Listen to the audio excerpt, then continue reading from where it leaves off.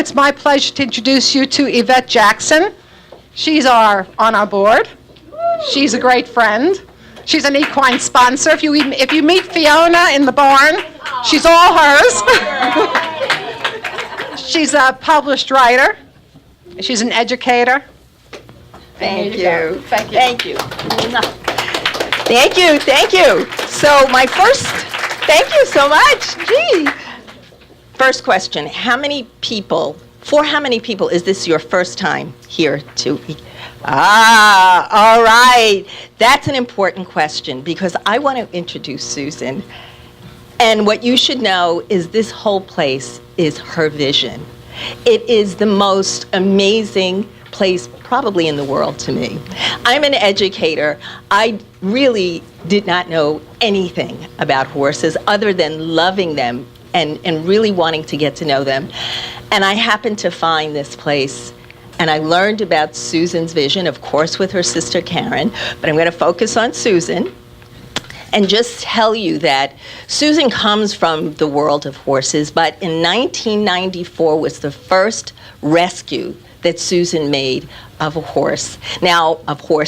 And you have to understand now, if we count the years, that is 20 years she has been in this business of really coming together, bringing a place, constructing this vision that is here not just to protect horses, but to teach us much more about how to take care of these animals that are really our second best friends. Now, I share this information with you because even though this is her vision, her mission has been to end horse slaughter.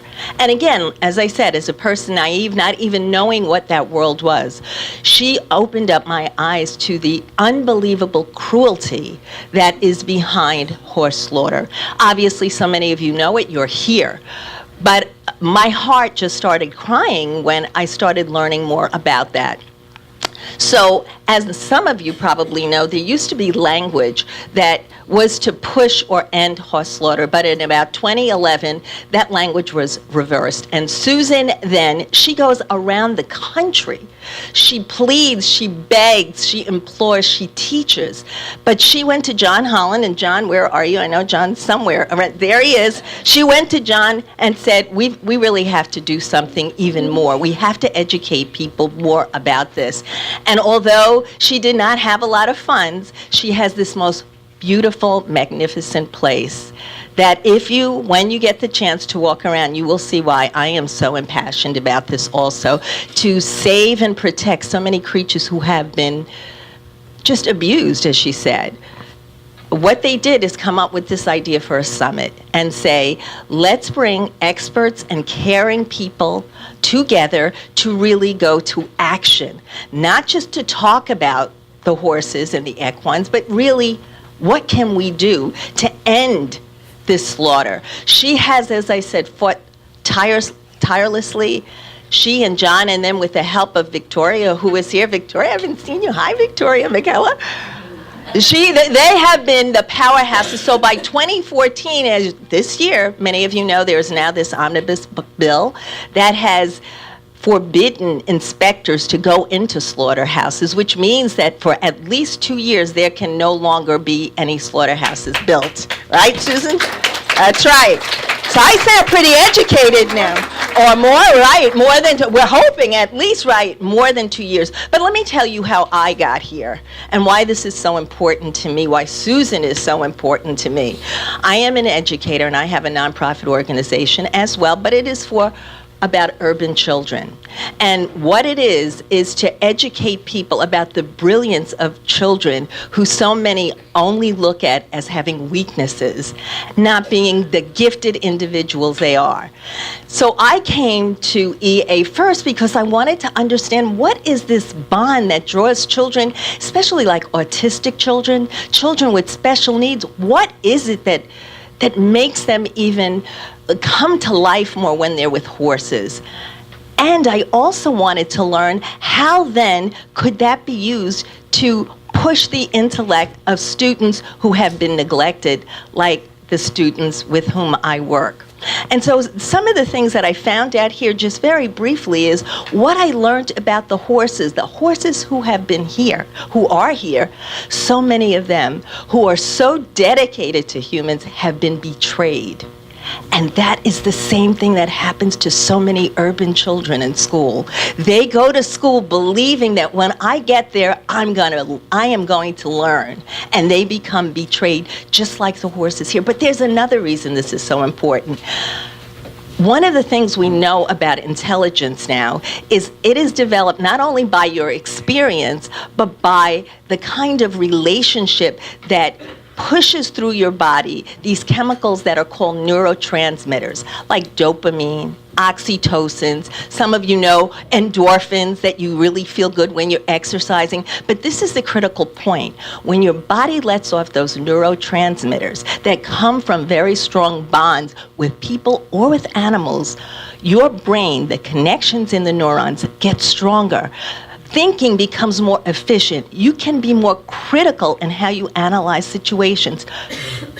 Think about then the bond of horses with children in that way. And so for me, I come here every Sunday with Donna Nadeau. Donna, stand up and just wave. She's not going to stand up.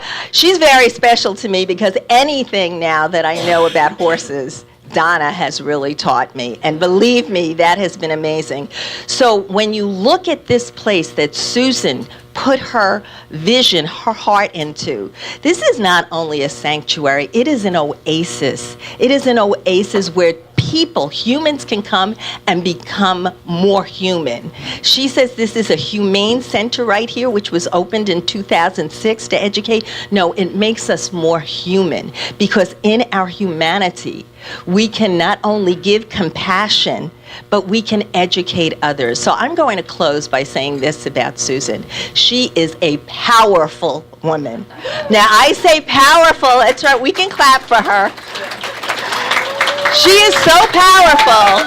Powerful, that's right, there you go. I love you, Susan.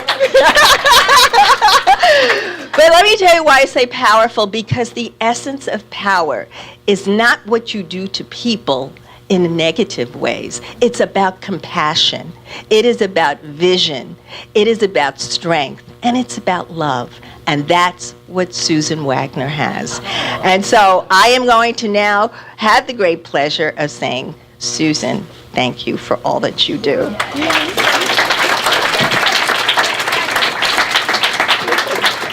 Wow. Wow. And I say wow on many levels. I can't believe we're all here. I can't believe we have a packed house. You know, Yvette is right. When I had the idea to do this summit, I was desperate. You know, sometimes when you get desperate, you have to take desperate measures. And I was at the International Equine Conference in Alexandria, Virginia, in the fall of 2011, and I got to meet some of my idols, some people that I knew, some people that I wanted to meet. Among them were John Holland and Paula Bacon and so many other people. I was a speaker, and two of the speakers there were congressmen. Congressman Jim Moran of Virginia and Congressman Ed Whitfield of Kentucky. And they got up and they were extremely upset and despondent, and they announced that language that had been in place to defund horse slaughter inspections was about to be removed, and that we would probably have a return of horse slaughter to America. Now, that was a terrible blow to me, because I had spent my life trying to stop it. That's why I founded this organization. So I was devastated. I just didn't know what to do. And so I listened to these speakers, and the first thing I did was talk to John Holland. I said, look, we need to do something more. Maybe there's something we could do. We have this facility. Maybe we should have an event at a place where these rescued horses are. We have an education center, and I don't know what's going to come of this, but I just want to get the best people I know, put them together. I don't even know if anyone will come, but I just want to get people together, and maybe we can strategize and figure something out, because this is a disaster. So having John on board, I could then say to other people, I have John Holland, come on. And so we did. So we got Paula Bacon and all these other incredible people. Now, one of the people I invited was a woman named Victoria McCullough. She's sitting right here. Now, I didn't really know a lot about Victoria. I talked to her maybe once a year. She was a supporter, but we'd never met. I knew she had been involved in passing a law in Florida. I knew she did rescue, but I didn't really research her until I was thinking about who to invite. And how many people here have gone to horse slaughter auctions and rescued a horse or more? Yeah, quite a few. Okay, so I've done it many times. And what is the one thing when you go to these places, you can maybe rescue one, rescue two, however much money you could raise, you're making a difference in the lives of those horses. But what is you say to yourself is, I wish I could help them all. Well, Victoria had gone to 3 auctions and bought every horse in all 3 auctions. And so, you know, this is how odd of a group we are, that our fantasy is to rescue every horse in an auction. So I thought, well, I'm intrigued by this. I have to invite this woman as a speaker, because anybody who could do that, you know, just is coming from a different place. And I found out that not only did she rescue them, but she analyzed who they were, what ages they were, where they came from, what breeds they were. So she had her own little study going, you know. And so she spoke, everybody spoke, we had a wonderful exchange of ideas. And then suddenly at the end of the summit, Victoria says, I have an announcement to make. And she gets up and she said, I was up all night on the phone, and I just want to say I'm paraphrasing, you can correct me. She said, I realize I'm not alone. She said, I thought I was alone in this.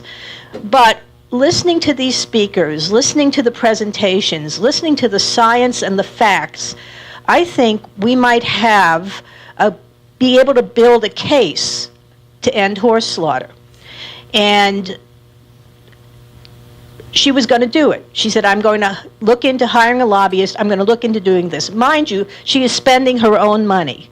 You know, Victoria's her own person. She doesn't have an organization, but this was her own money. So we were all speechless because, you know, when you have a summit, the whole goal of it is you start at point A, and by the end of it, you're supposed to get to point B. At least that's the goal. Sometimes you don't get anywhere.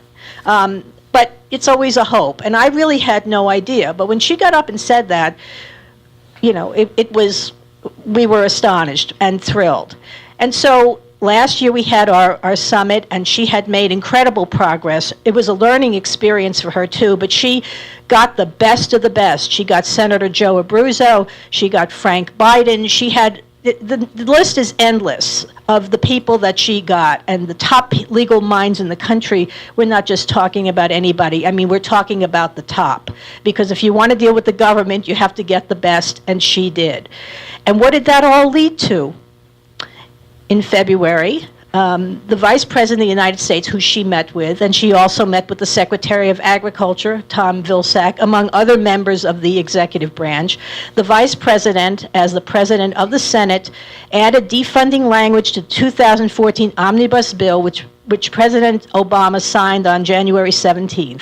And so now we have defunding of horse slaughter for at least 2 to 3 years, while we permanently attempt to end horse slaughter and close our borders once and for all so that these horses are not sent to Canada and Mexico anymore. And that's what we're working on, and that's the goal of this summit. And I know that Victoria has information that she's going to be able to fill us in on, but I have to say she is the catalyst for all this. So this is a tribute to you, Victoria. So I have a lot more to say, but I'm not going to say it now because I want to get started.